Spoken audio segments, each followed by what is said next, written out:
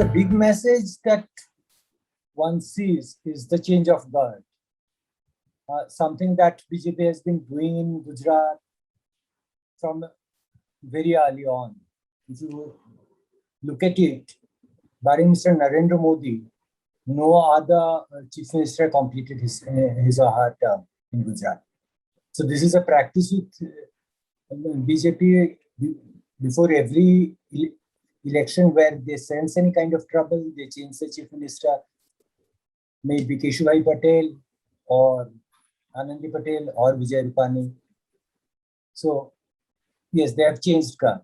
That's about it. And that also tells me that they are sensing some kind of not so happy situation for 2022.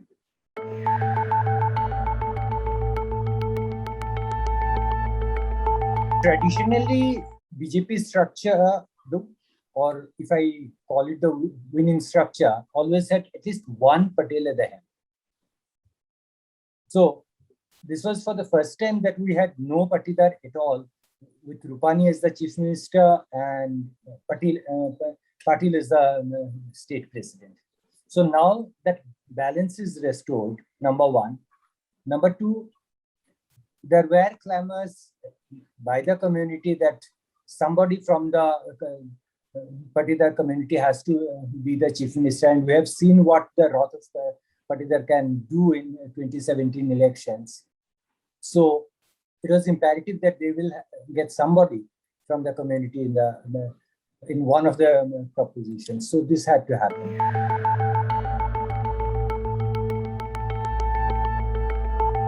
So this is a quintessential Modi-Shah way of operating, where everybody is kept in the dark till the very last moment. And I dare say, even Mr. Bhupendra Patel was not ready for the news until it was announced, or at least few minutes before that. That was evident even from his expressions.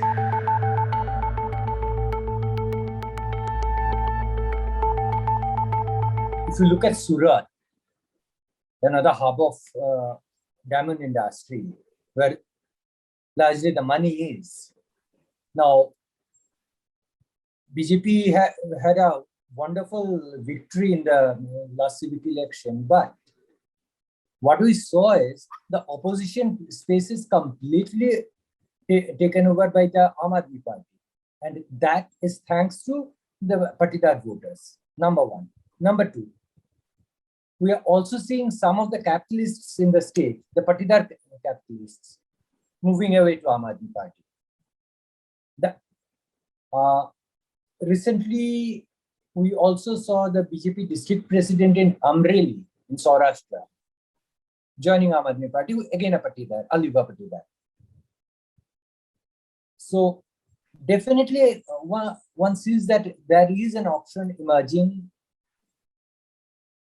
which wasn't there earlier. Now, how far that will translate into votes in 2022 is a thing we'll have to wait and watch. But there is definitely some kind of a space that is, alternate space that is created for the Patidars.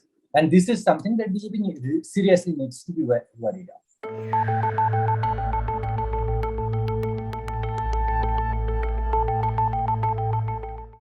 Hindutva,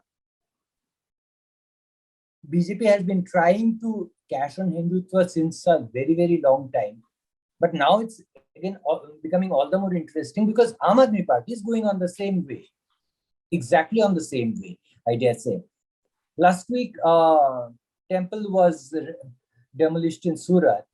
And the next thing we saw is one of the Aam Aadmi Party leaders saying that Hindus don't need to be scared anymore because Aam Aadmi Party is here and they'll address their concerns, which is kind of shocking. But this will be a conflict of Hindutva as well as community equations as things are panning out as of now.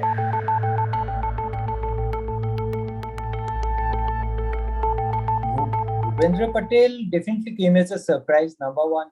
Number two, he's a first timer. Now, he had been a corporator. He had been the chairman of Ahmedabad Municipal Corporation Standing Committee. He had been the chairperson of Ahmedabad Urban Development Authority.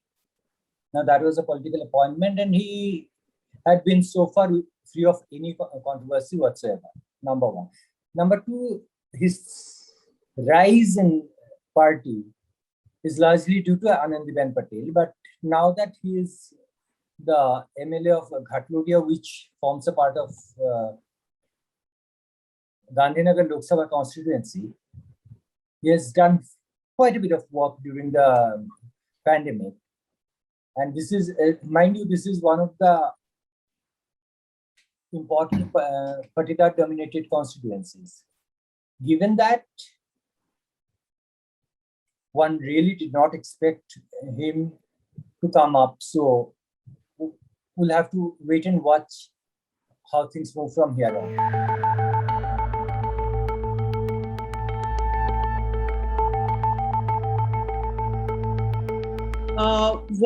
What has happened today is also very similar to what happened in Karnataka, because Lingayat community, and we were expecting possibly one of the Vocaligas or one of the non-Lingayat castes to make it as the next CM, but they wanted to address the aspirations of the Lingayat community. And similarly with the Patidars in Gujarat, I mean, in 2017 we saw the Congress coming close to winning because they had many Patidars voting for them, but now with this move, I don't know. I just feel that the BJP has made a campaign move, 1.5 years before the elections. And Gujarat elections, like we know, is going to come after UP. So the timing is very important. We don't know what's going to happen in UP. And Gujarat is going to follow that. And after that, 2024 is going to come. So I think this, what is happening in all the three states is very symbolic of the party trying to take preemptive measures. Because they don't want to be caught off guard. They want to be sure of who their voter base is. And while they reach out to newer communities, they don't want to lose their existing bases, which could be the dominant influential community like the Patidar or the Lingayats.